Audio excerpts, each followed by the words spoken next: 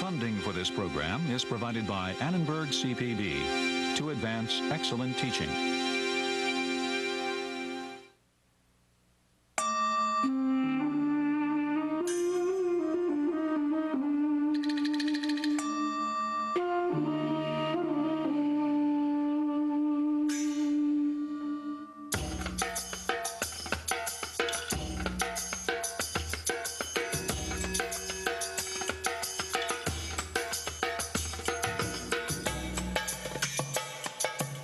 If you think about the last 500 years, more and more the rest of the world had to respond to initiatives that were rooted in the European West. More and more what happened there allowed Westerners to travel to or impose themselves upon other parts of the world in varying ways and varying degrees. So that's why the rise of the West is a way to describe the last 500 years in a very loose and metaphorical way.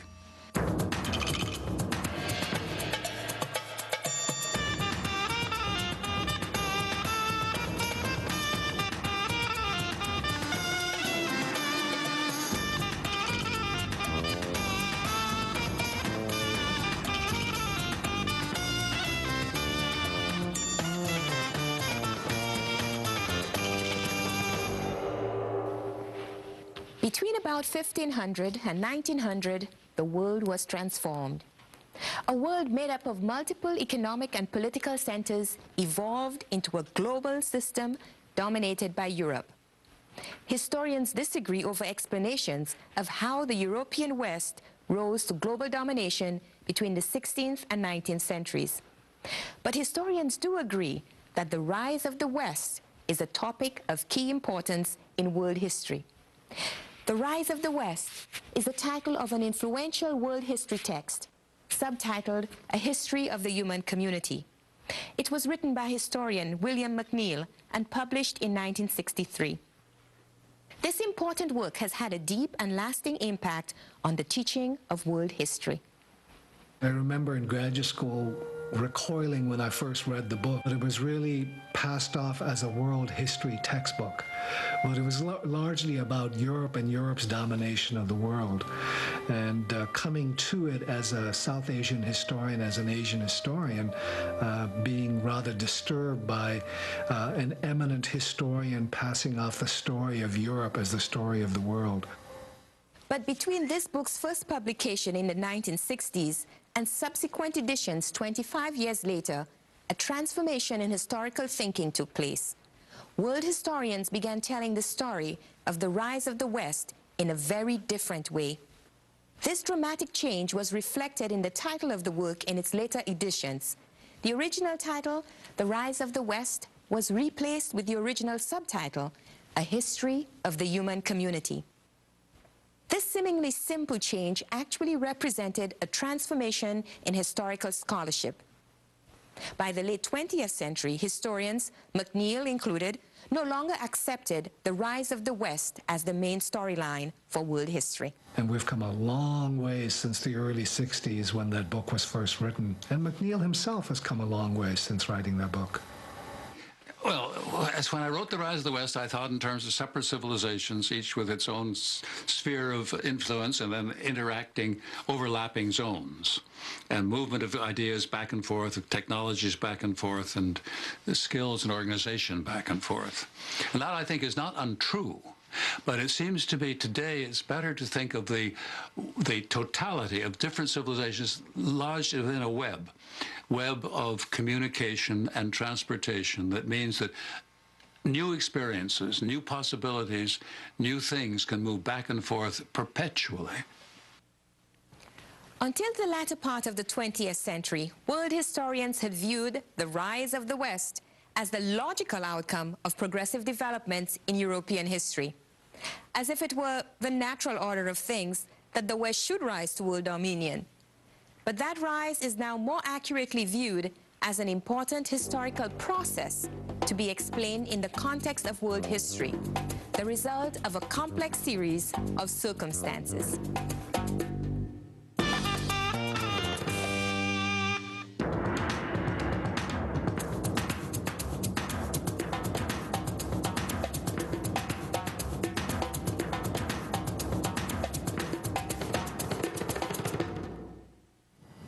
you're talking about the rise of the West, one of the big questions is when it took place. Some historians would probably say that it took place back in medieval times. Some would say that it followed from the voyages overseas of Christopher Columbus and Bartolomeo Diaz and others. But there's increasingly a school that considers the rise of the West to have taken place only after industrialization, maybe the late 18th, early 19th century, when industry made it possible for heavy-duty imperialism to emerge. Most historians view the 15th through the 18th centuries as a critical era in explaining the rise of the West. What occurred during this time to view this era as so important? For centuries, goods had been traded across land and sea routes throughout Eurasia, Africa, and the Americas. As early as the 8th century, a wide-ranging trading network across the Indian Ocean basin was in place. It extended from South China to the coast of Africa and beyond. At the height of this network's prosperity, during the 14th and 15th centuries, India and China accounted for fully 2/3 of the world's economic production. It was at this point that the Europeans arrived on the scene. During the late 15th century, Europeans had gained access to the Indian Ocean by making the long trip around the southern tip of Africa, the Cape of Good Hope. Europeans generally had no goods to offer that interested traders from the wealthy lands of the Indian Ocean basin. Merchants from England, Holland, Portugal, and Spain even attempted to force their way into Asian markets with limited success. While seeking a quicker route to Asia, Europeans, quite by accident, stumbled onto the Americas. As history reveals, it was a discovery that proved unimaginably rich in resources. In his book, The Wealth of Nations, the 18th century political economist Adam Smith wrote of the importance of these discoveries. The discovery of America and that of a passage to the East Indies by the Cape of Good Hope are the two greatest and most important events recorded in the history of mankind. By uniting the most distant parts of the world, and by enabling them to relieve one another's wants, to increase one another's enjoyments, and to encourage one another's industry, their general tendency would seem to be beneficial.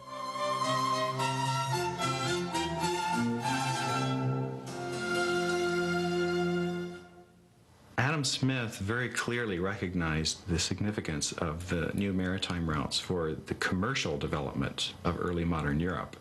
But what he was unable to appreciate was the significance of those maritime trade routes for the development of industrial Europe. The welding together of a global network of trading systems was only possible with the circumnavigation of the globe after 1500. After this milestone, the frequency of contact between Europeans and the rest of the world accelerated as Portuguese, Spanish, Dutch, English, and French expanded their maritime explorations. By the 18th century, England was in the throes of the Industrial Revolution, and the ready availability of a crucial natural resource fueled the English economic progress. Coal was essential to the growth of industrial production, and some of the largest and most accessible coal deposits were located in England. These deposits lay relatively close to the surface, within easy reach of water transport, centers of commerce, and pools of skilled labor. With a dwindling supply of wood fuel, coal provided a key source of energy vital to the industrialization of England and eventually all of Europe. A succession of events helped transform England from an agrarian and handicraft-centered economy into an industrial one. Transportation technology improved, giving rise to elaborate networks. The cotton industry rapidly mechanized, and the invention of textile machines increased production. Steam engines dramatically increased productivity. First iron and then steel production skyrocketed. The rhythm of work evolved in England. The old rhythm, based on the seasons, the sun and the weather, was replaced with a new cadence of clocks, machines, and shop rules. By the 18th century, England had developed a bigger stake in trade with Asia. The weakness of the Mughal Empire in 18th century India had created an opportunity for English merchants. The British East India Company, a private association of merchants chartered by the Crown, established trading relationships with independent Indian rulers. Robert Clive had defeated the ruler of Bengal in the mid-18th century and taken control of that Indian state. This allowed the East India Company to gain political as well as economic power in India. Over the next century, the British government gradually eroded the position of the East India Company. The Crown increasingly asserted its authority over Indian economic and political life. By the mid-19th century, China was also falling victim to British imperialism. In 1842, British gunboats forced the Chinese government to make a series of humiliating concessions. These concessions undermined the sovereignty of the Qing dynasty. In 1853, a warship from the United States ended Japan's protective isolation by forcing the Japanese to engage in diplomatic and commercial relations. This ushered in an era of major upheaval in that country. And near the end of the 19th century, representatives of the United States and 14 European powers held a conference in Berlin. At this conference, they devised the process of dividing up the continent of Africa among them. In all these ways, European peoples, as they had earlier in the Americas, imposed their rule on most of Africa and much of Asia. Industrialization had also equipped Europeans with the most effective tools and the most lethal weapons available anywhere in the world. The balance of power was now decisively in European hands.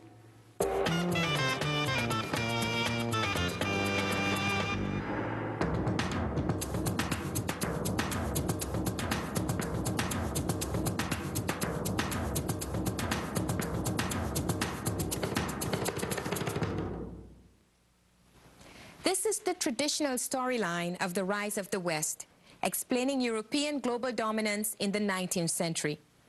It begins with the desire for trade with Asia that fueled exploration and colonization, and ends with the Industrial Revolution and imperialism. This view of the rise of the West prevailed among historians until well after the end of World War II. In the wake of World War II, new political alignments took shape around the world. The forces of anti-colonialism gathered strength to resist former imperial powers. As a result, in the post-war era, many former European colonies became independent. The expectation of the Western world was that these newly decolonized countries, as well as other nations of the world, would modernize by becoming more like the West. Scholars developed modernization theory in the 50s and 60s, which supported this West is best idea. By the 1960s, the struggles of colonies to achieve independence inspired some scholars to question the West as a model for political and economic development. During this time, sociologist Immanuel Wallerstein developed an explanation for the rise of the West that was based on the concept of a world system that emerged with Europe as the core and its colonies as the periphery. World systems theory is a theory developed in the 60s and 70s in the West that attempts to look at the entire world and looks at the entire world in terms of the present.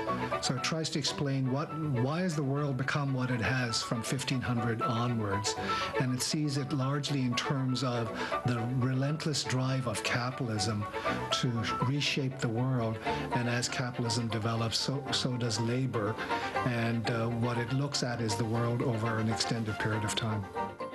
World systems theory was built in part upon the ideas of the 19th century theorist Karl Marx. Marx, like Adam Smith before him, was fascinated with capitalism and the discoveries that helped to lead to its growth.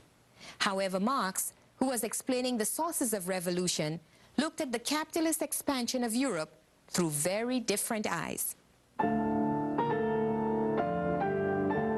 The discovery of America, the rounding of the Cape, opened up fresh ground for the rising bourgeoisie.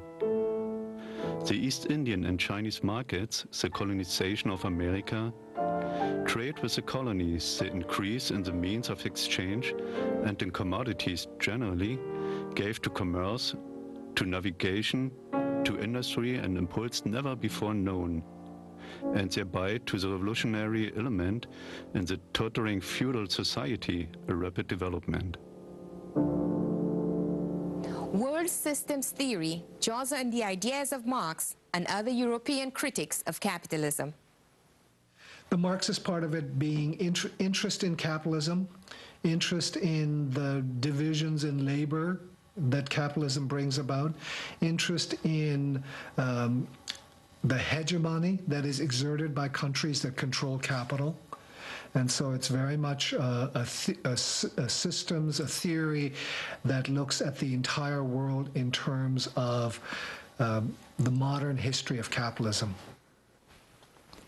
World systems theorists explain the rise of the West as a product of capitalism and the exploitation of labor both within Europe and around the globe. In contrast, the traditional narrative sees Europe's dominance as a logical and on the whole positive outcome of European economic and political developments. These differences are vividly apparent in the contrasting views of two eminent scholars, Andre Gunder Frank and David Landis. Landis's book, The Wealth and Poverty of Nations, and Frank's Reorient, Global Economy in the Asian Age, were both published in 1998.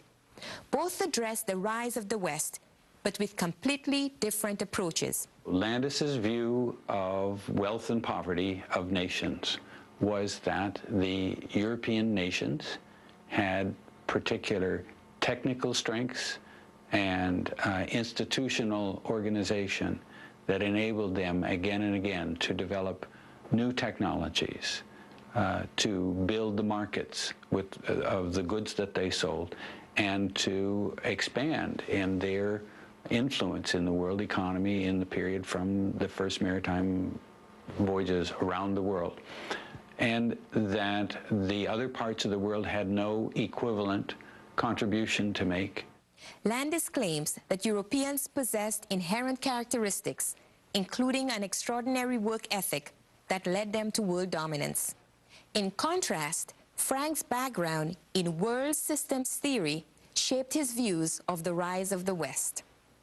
So Frank's book, with a cleverly chosen title, Reorient, is to re-emphasize the role of the Orient in the world economy, to argue that the economy of China and the Qing Empire especially was growing. It's an attempt to argue a worldwide focus in the economy, and to that degree he emphasizes the silver trade, something where research has recently really showed how from the late 16th century a kind of globe encompassing silver trade tied together all the different regions of the world. Frank contends that some historians are blinded by their own ethnocentric biases and therefore fail to see the recent era of European domination in its proper context. He emphasizes that China had long been the world's primary source of wealth and trade, and that Europeans had long sought entry into thriving Asian trade networks. Frank points to a vital and sophisticated trading system in India long before the arrival of Europeans, and describes the Indian Ocean as having been a hotbed of capitalism. The turning point is someplace in the late 18th to early 19th century.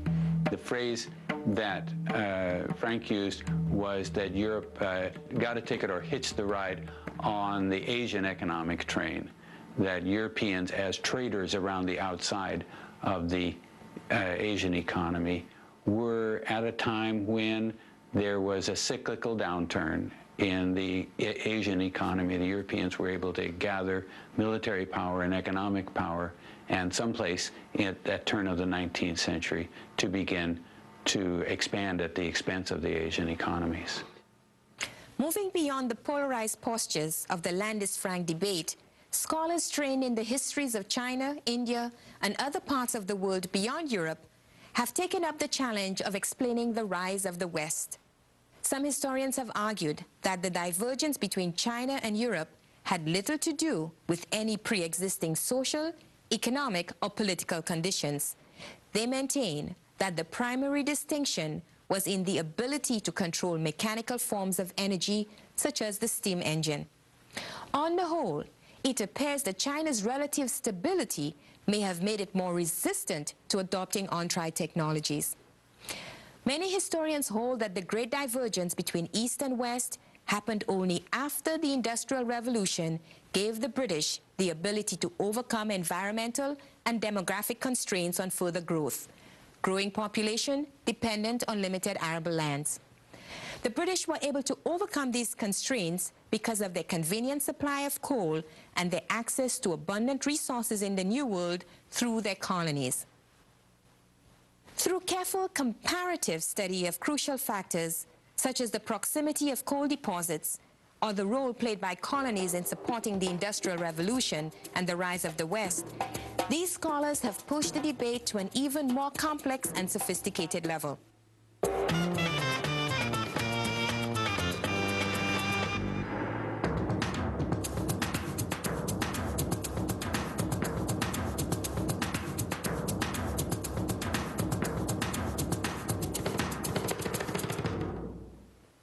Comparative world historians have been able to deepen discussion of the rise of the West by placing explanations of it in a global context.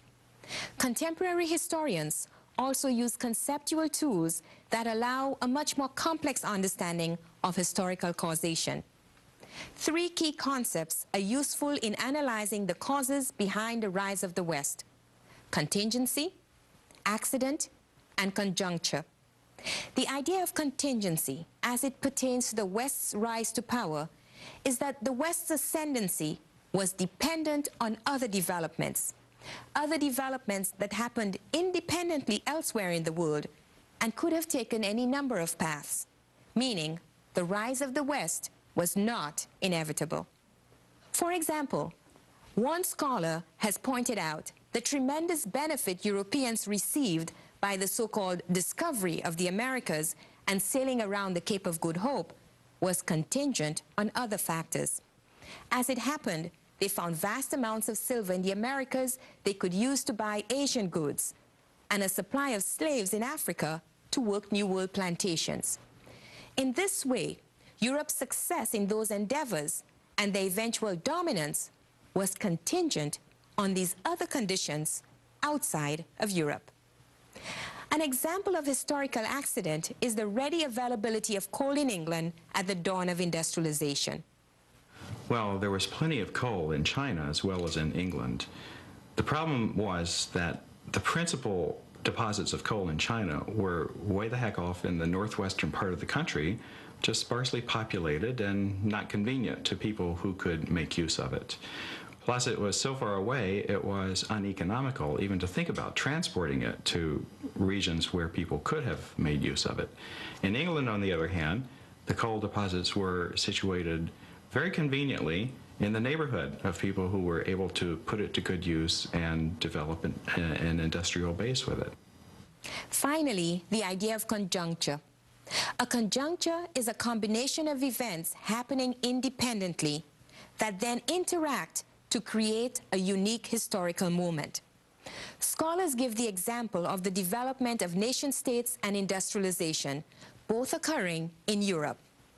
Over time, the nation-state developed as the chief form of political organization in Europe. Industrialization as an economic system had its origins in Europe also. But the development of each was independent of the other. Yet, these two developments eventually came together to produce a powerful worldwide force, economically and militarily. This was conjuncture. Contingency, accident, and conjuncture all come together to create a more complex level of understanding and a more sophisticated explanation for the rise of the West. And these conceptual tools also encourage world historians to examine the period of the rise of the West from entirely new perspectives.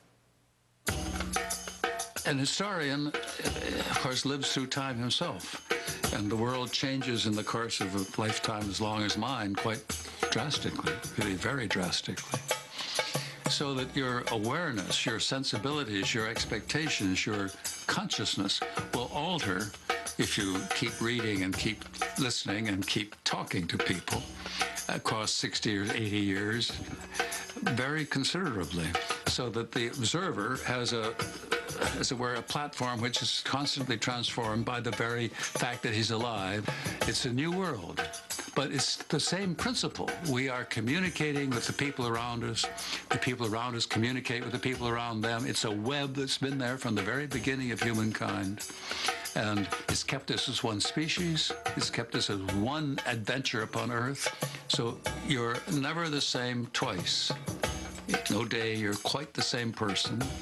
Your sensibilities and what you can see in the world will alter depending on what you're looking for. And, of course, history changes as well. So you're looking back upon a change where the processes were constantly going on. Your sensibilities constantly change. And thus, history will always going to have to be rewritten. Always.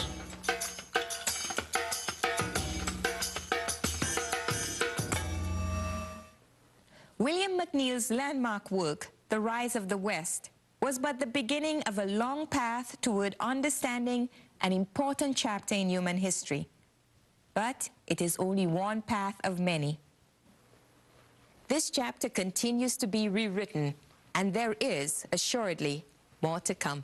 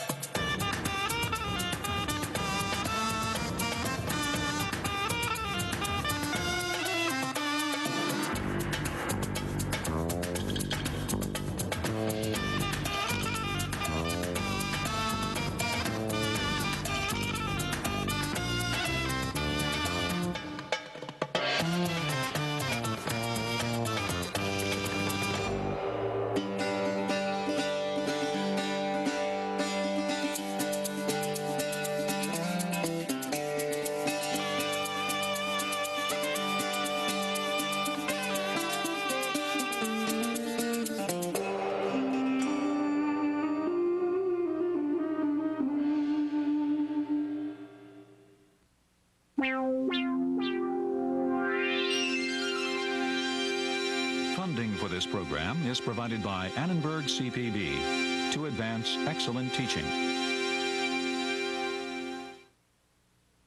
For information about this and other Annenberg CPB programs, call 1-800-LEARNER and visit us at www